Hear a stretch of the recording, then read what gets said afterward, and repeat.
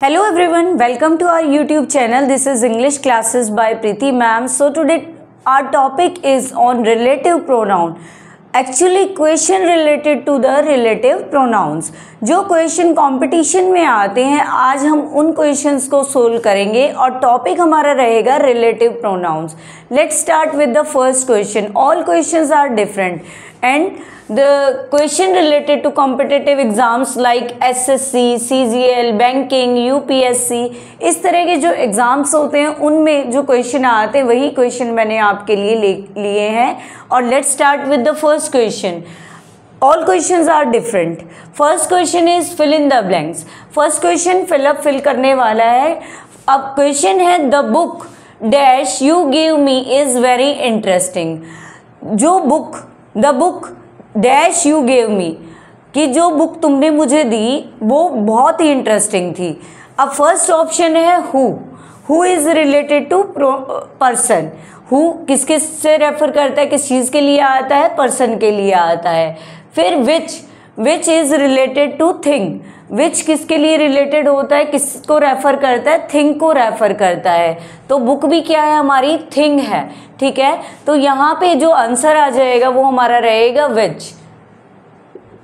हुम पर्सन के लिए आता है, हु पर्सन के लिए आता है और हुज भी पर्सन के लिए आता है और विच क्या है, थिंग के लिए आता है और बुक हमारी क्या है, थिंग है. तो ये थिंग को रेफर करता है विच. तो आंसर रहेगा हमारा विच. सेकेंड क्वेश्चन है हमारा एरर डिटेक्शन का कि एरर हमें फाइंड आउट करना है सेंटेंस में. मैंने बताया था हर एक क्वेश्चन डिफरेंट होगा. अलग अलग टाइप के कॉम्पिटिटिव एग्जाम्स में इस तरह के क्वेश्चन आते हैं. Let's see. The boy which won the prize is my cousin. ठीक है, कि जिस लड़के ने प्राइज जीता है वो मेरा कज़न है. अब इस सेंटेंस में हमें एरर फाइंड आउट करना है. Let's see the first option the boy. Boy error नहीं हो सकता, बॉय है. ठीक है. विच थिंग के लिए यूज होता है. वॉन द प्राइज बिल्कुल ठीक है.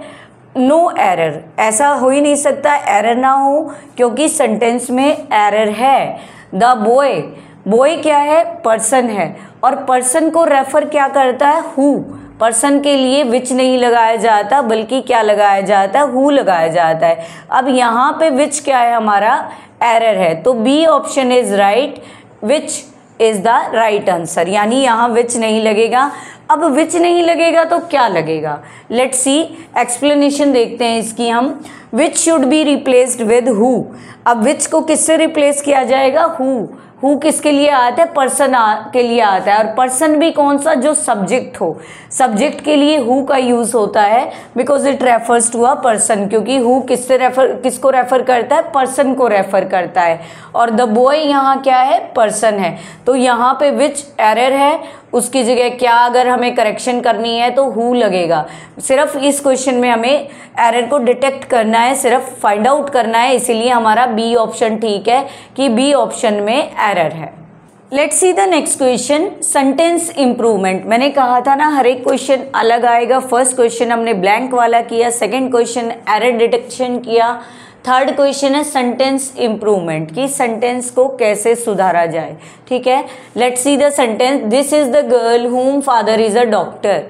This is the girl whom, जिसके पिता क्या हैं, डॉक्टर हैं. ऐसे होना चाहिए था. तो लेकिन यहाँ पे क्या आपको दिखाई दे रहा है, जब हमने बात की थी पोजेशन की, तो पोजेशन जब अधिकार दिखाया जाए कि ये उसके फादर हैं, ये उसकी मदर है, तो इस चीज़ के लिए हमें क्या यूज़ करना चाहिए, हुज यूज़ करना चाहिए इंस्टेड ऑफ हुम नहीं आएगा यहाँ पे. अब यहाँ पे ऑप्शंस हैं हु विच और नो इम्प्रूवमेंट. नो इम्प्रूवमेंट तो है ही नहीं, यहाँ हमें हुम को चेंज करना होगा, करेक्शन करनी होगी. यानी यहाँ हुम की जगह क्या आएगा, हुज आएगा. हुज क्यों यूज़ किया है हमने यहाँ पे, whose is use to show possession. Explanation भी मैं आपके लिए लेके आई हूँ कि whose is use to show possession. Whose किसके लिए यूज़ होता है, पोजेशन शो करने के लिए होता है, अधिकार दिखाने के लिए, ऑनरशिप दिखाने के लिए. द गर्ल्स फादर, अब ये भी तो वही है कि लड़की का पिता, ये किसके इक्वल होगा, हुज फादर, जिसके पिता. This is the girl whose father is a doctor, जिसके पिता डॉक्टर हैं. ये वो लड़की है जिसके पिता डॉक्टर हैं. अब पोजेशन शो करने के लिए कौन सा रिलेटिव प्रोनाउन यूज किया जाएगा, हुज प्रोनाउन यूज किया जाएगा. Let's see the next question, fourth question, combined sentences. Combined sentence एक ही है हमारे पास, नहीं दो हैं सेंटेंसेस एक्चुअल में, और उनको हमें कंबाइन करना है। फर्स्ट सेंटेंस है he met a man full stop, the man was a pilot. अब दो सेंटेंसेस हमें दिए हैं, we combine the sentences, we will combine the sentences. Correct sentence क्या रहेगा आपका, he met a man who was a pilot. He met a man, वो एक आदमी से मिला जो क्या है, पायलट है जो। अब ये मैन क्या है हमारा, क्या है, नाउन है, नाउन के बारे में बता रहा है ये। हु यहाँ यूज़ किया गया है एज अ रिलेटिव प्रोनाउन, और पर्सन के लिए क्या यूज़ किया जाता है, हमारा हु यूज़ किया जाता है। अगर person as a subject use किया जा रहा है, एज अ सब्जेक्ट यूज़ किया जा रहा है तो हु हमारा रिलेटिव प्रोनाउन यूज़ किया जाएगा। एक्सप्लेनेशन है who is used for people as a subject. Who use किया जाएगा अगर कोई people as a subject role play कर रहा है तो हु रिलेटिव प्रोनाउन यूज़ किया जाएगा। Let's start the next question, fill in the blanks. दोबारा से एक फिल इन द ब्लैंक्स वाला जो क्वेश्चन है वो आ गया है। The house dash Jack built is very old. जो घर किसने बनाया है, जैक ने बनाया, वो काफ़ी पुराना है। अब हाउस क्या है, कोई भी थिंग में काउंट होगा हाउस हमारा। हु फर्स्ट ऑप्शन रॉन्ग है क्योंकि it is use for people person, which is the may be right answer, which भी हो सकता है, लेकिन जो मोस्ट प्रोबेबली आपका जाएगा वो हमारा होगा दैट। ये हमारा बेस्ट आंसर है। whom is used as an object, whom object की तरह यूज होता है पर्सन के लिए, लेकिन we are talking about the thing, the house.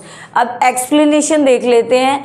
अगर हमारा यहाँ पे दैट आंसर आएगा तो क्यों आएगा, the house that Jack built is very old, नहीं तो हम विच भी लगा सकते थे, विच भी रोंग नहीं होगा, लेकिन जो ज़्यादा बेस्ट आंसर हमारा वो है हमारा that.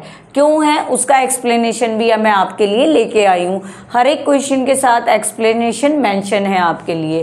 That use for things and animals, ये दोनों चीज़ों के लिए यूज़ होता है। विच थिंग्स के लिए यूज़ होता है, दैट एनिमल्स के लिए, विच के लिए पर्सन के भी लिए कई बार यूज़ होता है।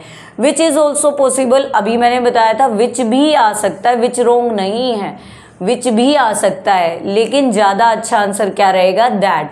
But that is more common in informal speech. जब हम इनफॉर्मल स्पीच में बात कर रहे हैं, इनफॉर्मल बात कर रहे हैं, अनौपचारिक बात कर रहे हैं, तो हमारा कौन सा ऑप्शन सही रहेगा, दैट ऑप्शन सही रहेगा, यानी that is the right answer. Come to the next question, again identify the error. दोबारा से हमें क्या करना है, एरर को आइडेंटिफाई करना है, पहचानना है कि सेंटेंस में एरर क्या है, मिस्टेक निकालनी है, हमें मिस्टेक फाइंड आउट करने हैं। I spoke to the women, मैं एक औरत से बोली या बोला, बिल्कुल सही है। होम लिव्स नेक्स्ट डोर, अब हमें यहाँ बताने जो, लेकिन होम जो के लिए नहीं, जिसके लिए आएगा, होम जो के लिए नहीं आएगा, होम लिव्स नेक्स्ट डोर। और होम हमेशा किसके लिए आता है, ऑब्जेक्ट के लिए आता है, ना कि सब्जेक्ट के लिए। और यहाँ लिव्स है, लिव्स क्या है हमारी, वर्ब, वर्ब से ठीक पहले हमारा क्या आता है, सब्जेक्ट आता है, वर्ब के बाद हमारा ऑब्जेक्ट आता है। तो यहाँ पे आई स्पोक बिल्कुल सही है, इसमें कोई एरर नहीं है। टू द वेमेन बिल्कुल ठीक है, यहाँ पे होम हमारा एरर है, होम नहीं आएगा। लिव्स नेक्स्ट डोर ये तो ठीक ही है। अब बात करते हैं एक्सप्लेनेशन की, जो मैंने आपको ऑलरेडी दी है। हु इज़ करेक्ट, हु हमारा ठीक है, हुम की जगह क्या आएगा, हु आएगा, ठीक है। हु लिव्स, यहाँ पे अब वेमेन के लिए बताया गया है, लेकिन यहाँ लिव्स वर्ब है, एज अ सब्जेक्ट यहाँ यूज़ हो रहा है, तो एज अ सब्जेक्ट हमारा सिर्फ क्या यूज़ होता है, हु यूज़ होता है पर्सन के लिए। Who is the correct because who is the subject of lives, lives का सब्जेक्ट क्या है, हु है। और whom is used as an object, और हुम यूज़ होता है कैसे, ऑब्जेक्ट की तरह हुम यूज़ होता है। अभी मैंने बात की सब्जेक्ट है, सब्जेक्ट के लिए अगर हमें रिलेटिव प्रोनाउन चाहिए तो हम हु लगाएंगे, अगर ऑब्जेक्ट के लिए चाहिए तो हम हुम का यूज़ करेंगे। Next question is choose the correct option. अब वही फिलअप का क्वेश्चन है, लेकिन उनको नाम अलग अलग दिए गए हैं। चूज द करेक्ट ऑप्शन, इसमें आपको करेक्ट ऑप्शन चूज करना है, एक ब्लैंक दे रखा है। The man dash you saw at the station is my uncle. आदमी जो तुमने देखा, जिसको तुमने देखा स्टेशन पे वो मेरे अंकल हैं, जिसको तुमने देखा स्टेशन पे वो मेरे अंकल हैं।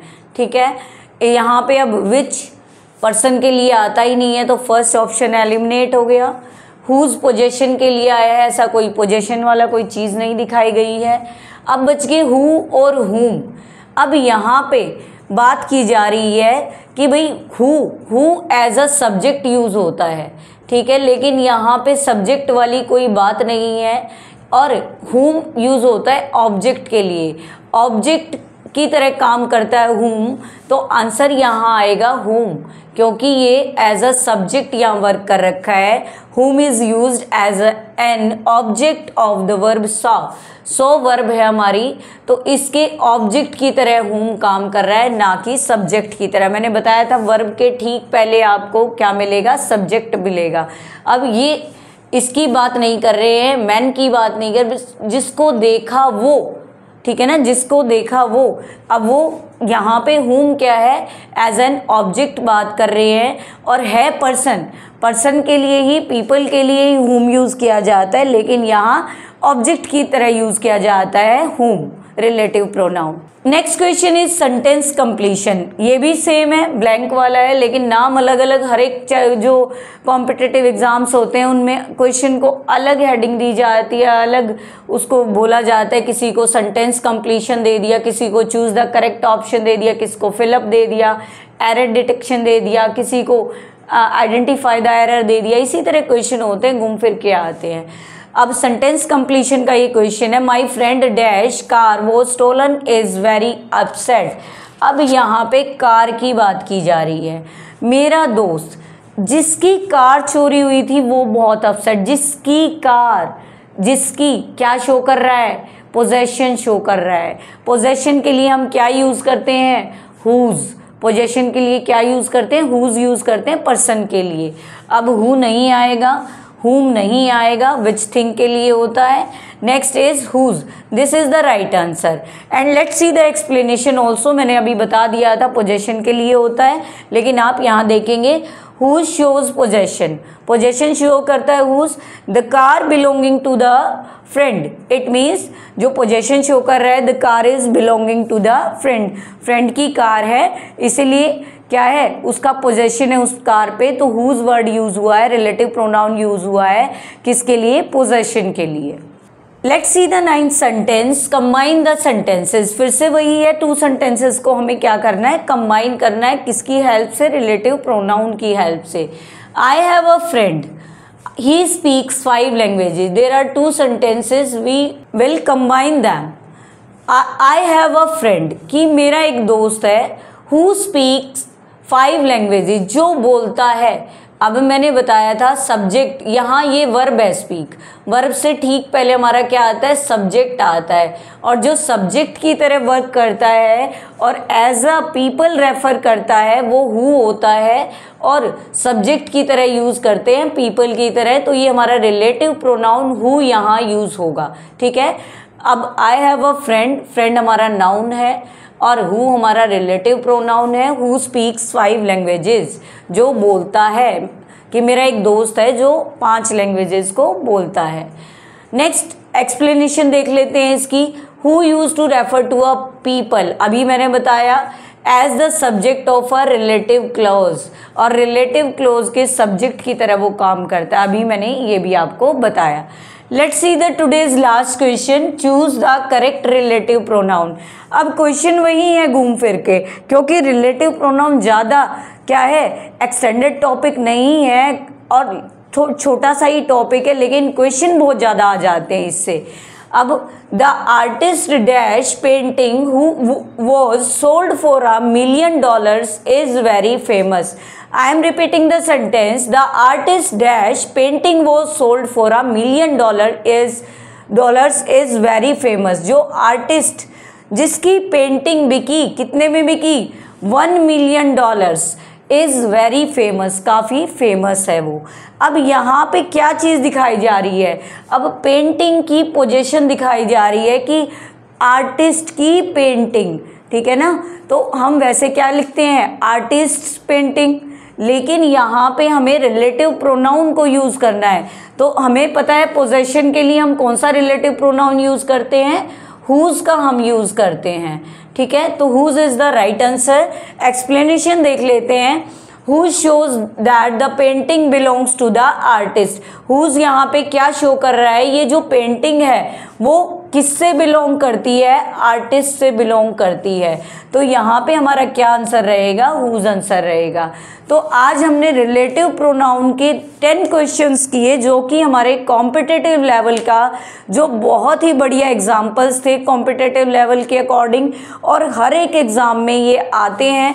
मैंने ऊपर स्पेशल एग्ज़ाम भी मेंशन किए हुए, एसएससी, यूपीएससी, इस तरह के इनमें क्वेश्चंस आते हैं। और भी जो हमारे एग्ज़ाम्स होते हैं, बहुत तरह की क्लासेस के एग्ज़ाम्स होते हैं, सब में ये टॉपिक आता है। हमारा ये लगा लो 3rd 4th से ही ये टॉपिक स्टार्ट हो जाता है प्रोनाउन का, और आगे बढ़ता बढ़ता 6th से आगे जो भी हमारी क्लासेस आती हैं सभी में ये टॉपिक बहुत ही डिटेल से आता है, और बहुत ही इंपॉर्टेंट टॉपिक है एग्ज़ाम पॉइंट ऑफ व्यू से, आपको अच्छे से आना चाहिए। अगर आप कोई भी टॉपिक सजेस्ट करना चाहते हैं तो कमेंट सेक्शन में लिख सकते हैं, नेक्स्ट टॉपिक आपका ही करवाया जाएगा जो आपको समझना है।